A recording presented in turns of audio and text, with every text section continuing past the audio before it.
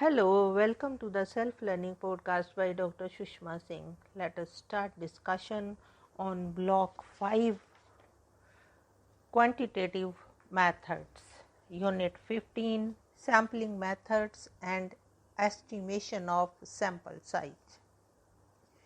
A sample is a subset of the population that represents the entire group.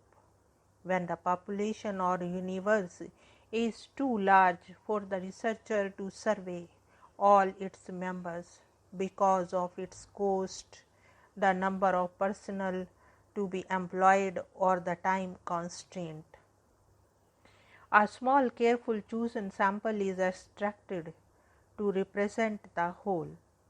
The sample as drawn is expected to reflect the characteristics of the population. A well-selected sample may provide superior results. For example, in a research where well-trained interviewers are required, it may be possible to get a few trained interviewers to collect a sample rather than to get many trained interviewers to investigate the entire population. The trained interviewers may gather better quality information than non-trained or less trained interviewers. By contrast, if the population is sufficiently small, the entire population should be studied. When data are gathered on each and every member of the population, the study is known as census study. The researcher is expected to clearly define the target population. A population may be defined as an aggregate of individuals possessing a common trait or traits. There are two important factors. First, that a population is a complete group about which knowledge is sought. And second, each and every individual has some certain specified attribute or attributes. Now let us move to the next point, classification of sampling method. Sampling methods are classified into probability or non-probability. If the purpose of research is to draw conclusions or make predictions affecting the population as a whole, as most research usually is, then one must use probability sampling. But if one is only interested in exploring how a small group, perhaps even a representative group, is doing for purposes of the illustration or explanation, then one may use non-probability sampling. Let us first discuss probability sampling. In probability samples, each member of the population has a known non-zero probability of being selected. The key point behind all probabilistic sampling approaches is random selection. The advantage of probability sampling is that sampling error can be calculated, which is the degree to which a sample might differ from the population.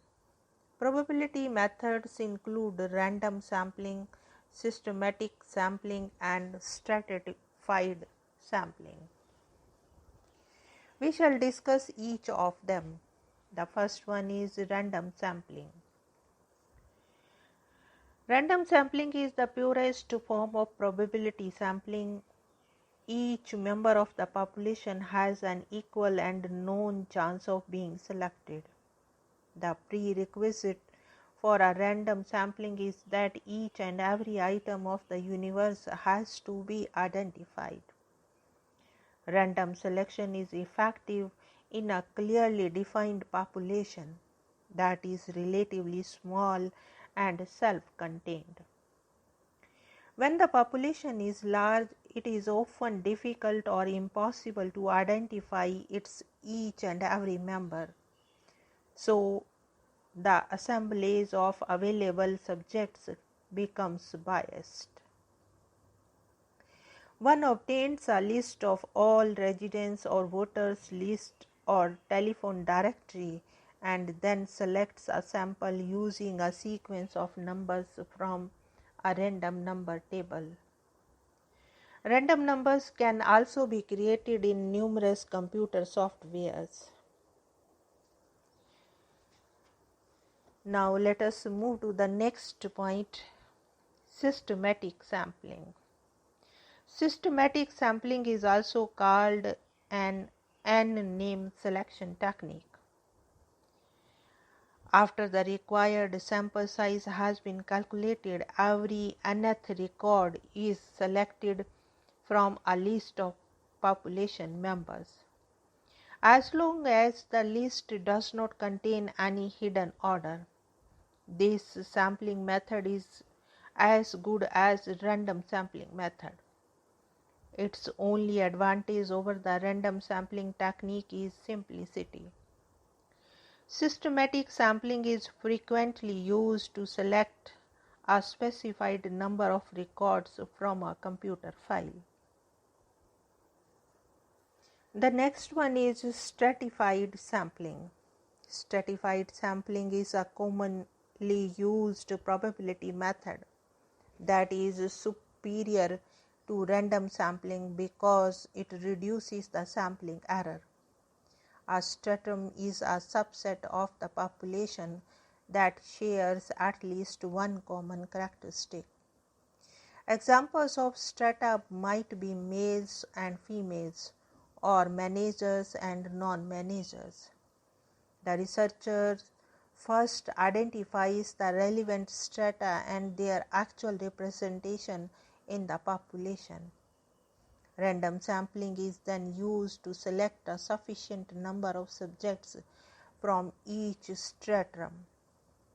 Sufficient reference to a sample size large enough for the researcher to be reasonably confident that the stratum represents the population. Stratified sampling is most successful when the within variance of each stratum is less than the overall variance of the population. When the strata in the population are of unequal size or have unequal incidence, and when sampling is cheaper in strata.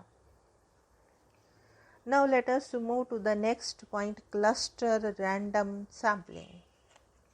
Cluster random sampling is useful when population is dispersed across a wide geographical region. This method allows one to divide the population into clusters and then select the clusters at random. Thereafter, one can either study all the members of the selected clusters or again take random, simple or systematic. Samples of these sampled clusters, if the latter system is followed, it is called multi-stage sampling. This method, for example, could be effective to study a tribal population or a community that is dispersed. The villages could be used as clusters and can be randomly selected. Now the next method is non-probability sampling. In non-probability sampling, members are selected from the population in some non-random method. In this method, the degree to which the sample differs from the population remains unknown. Non-probability methods include convenience sampling, judgment sampling, quota sampling, and snowball sampling. This we will discuss each of the non-probability sampling method in our next session. Now let us wind up the session and take rest. Thank you very much for engaging yourself with a self-learning podcast.